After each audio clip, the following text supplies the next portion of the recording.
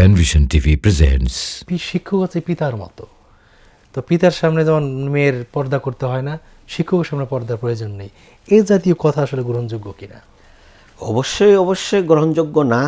কারণ কোরআনে কারিমে আমরা বাহ্যিকভাবে যা দেখছি, বাস্তব চিত্রে বহু শিক্ষকের সাথে বহু ছাত্রীর বিয়ে হচ্ছে, অহরহ হচ্ছে। এমন কোন এলাকা বাকি নেই যে শিক্ষকের সাথে ছাত্রীর বিয়ে হয়নি।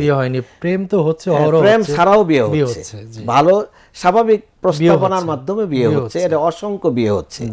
অতএব পিতৃতুল্য এক কথা আর পিতা আরেক কথা। তুল্য জিনিস তো অনেকে, যে কোনো মুরব্বী কি বলে যে পিতৃতুল্য আমার, হ্যাঁ, তো আমার পিতৃতুল্য অভিভাবক, পিতৃতুল্য সন্তান তুল্য। এই তুল্যটাই বোঝা গেল যে এখানে একটা ফ্যাক্ট আছে, যে ফ্যাক্টের কারণে এটা ইসলামী শরিয়া বিধান দিয়েছে। পুত্রতুল্য হইলেই যে আমার মনের শাহওয়াত তার ভিতরে থাকবে না, এমনটা নয়। ইসলাম বিধান দিবে সামগ্রিক কল্যাণকে সামনে রেখে। হ্যাঁ, সামগ্রিক কল্যাণকে সামনে রেখে দেবে। শরিয়াতে ইসলামিয়া সূরা নিসার মধ্যে যাদের সাথে বিয়ে হারাম, 14 শ্রেণীর একটা তালিকা উল্লেখ করা হয়েছে। সেখানে শিক্ষক তো কোনো তালিকা আল্লাহ তার নির্ধারণ করে দেন নাই। যাদের সাথে পর্দা করা শিথিল, সূরা নূরের 31-32 নম্বর আয়াতে অকুল্লিল মুমিনাত ইয়াগদুদনা মিন আবসারিহিন্না ওয়া ইয়াহফাযনা ফুরুজাহুন্না ওয়া লা ইবদিনা যিনাতাহুন্না ইল্লা লিবুলাতিহিন্না ওয়া আবাইহিন্না ওয়া আবাই বুলাতিহিন্না।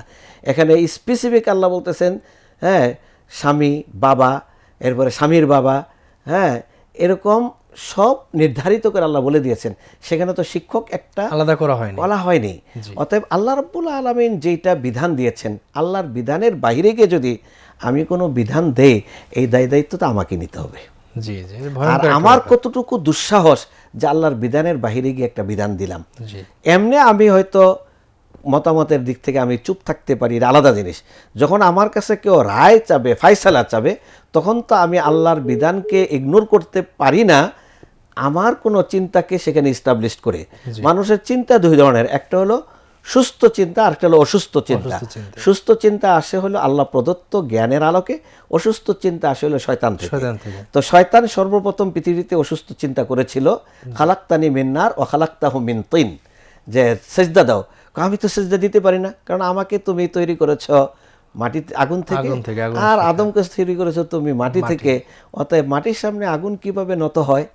তাহলে এই যে একটা অসুস্থ চিন্তা, আমার মনে হয় যে এই যে ফয়সালাটা অথবা এই যে কথাটা, এটাও কিন্তু এই অসুস্থ চিন্তারই শয়তান প্রভাবিত একটা কথা এখানে পেশ করা হয়েছে।